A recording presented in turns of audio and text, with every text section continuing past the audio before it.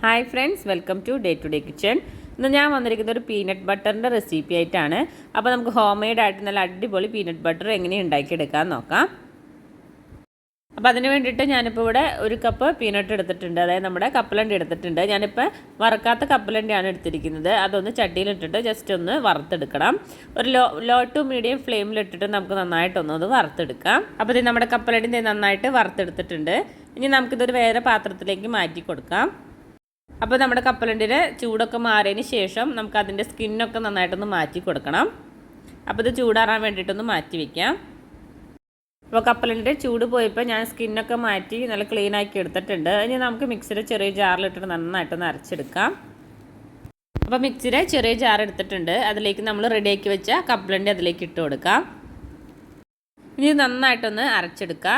അപ്പോൾ ഫുള്ളായിട്ടത് പെട്ടെന്ന് അരഞ്ഞ് കിട്ടില്ല, കുറച്ച് ടൈം എടുക്കും. അപ്പോൾ അതേ ഞാൻ ഇതുപോലെ അരച്ചെടുത്തിട്ടുണ്ട്. ഇനി നമുക്ക് ആ സൈഡിൽ നിന്നൊക്കെ ഉള്ളത് ഒന്ന് തട്ടിയിട്ട് കൊടുത്തിട്ട് ഒന്നും കൂടി ഒന്ന് അരച്ചെടുക്കണം.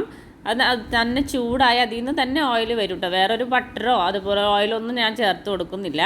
ഞാനിനി അതിലേക്ക് കുറച്ച് ഉപ്പ് ചേർത്ത് കൊടുക്കുന്നുണ്ട്. ഒരു 1/4 ടീസ്പൂൺ ഉപ്പിട്ട് കൊടുക്കാം. അതുപോലെ തന്നെ ഞാൻ അതിലേക്ക് ഒരു ടേബിൾ സ്പൂൺ ഹണിയും കൂടി ഒഴിച്ച് കൊടുക്കുന്നുണ്ട്. ഇപ്പോൾ ഹണി വേണ്ടെന്നുണ്ടെങ്കിൽ ഒഴിച്ചില്ലെങ്കിലും കുഴപ്പമൊന്നുമില്ല. പക്ഷേ ഹണി ഒഴിച്ചിട്ട് കുറച്ചൊരു ടേസ്റ്റ് കൂടുതൽ കിട്ടും. ഇപ്പോൾ പീനട്ടിൻ്റെ ടേസ്റ്റ് മാത്രം മതി എന്നുള്ളവർക്ക് അത് ഒഴിച്ചില്ലെങ്കിലും കുഴപ്പമൊന്നുമില്ല കേട്ടോ. അപ്പോൾ ഇത് നന്നായിട്ടൊന്ന് അരച്ചെടുക്കുക. അതേ ഇതുപോലെ അരച്ചെടുക്കുന്നുണ്ട്. ഇനി നന്നായിട്ട് അതിൻ്റെ ഓയിൽ തെളിയുന്നത് വരെ നമുക്ക് നന്നായിട്ടൊന്ന് അരച്ചെടുക്കണം. അപ്പോൾ നമ്മുടെ മിക്സി നന്നായി ഒന്ന് ചൂടായിട്ട് ആ പീനട്ടിൽ നിന്ന് തന്നെ പീനട്ടിൻ്റെ ഓയിലൊന്ന് ഇളകി വരും. അപ്പോൾ ദേ ഇതുപോലെ നന്നായിട്ടൊന്ന് അരച്ചെടുക്കുക. ഇത് നമുക്ക് ഒന്നും കൂടി ഒന്ന് അരച്ചെടുക്കണം, ഒന്നും കൂടി ഒന്ന് ലൂസായി എടുക്കണം. അപ്പോൾ അതിന് വേണ്ടിയിട്ട് ഒന്നും കൂടി നമുക്കൊന്ന് അരച്ചെടുക്കുക.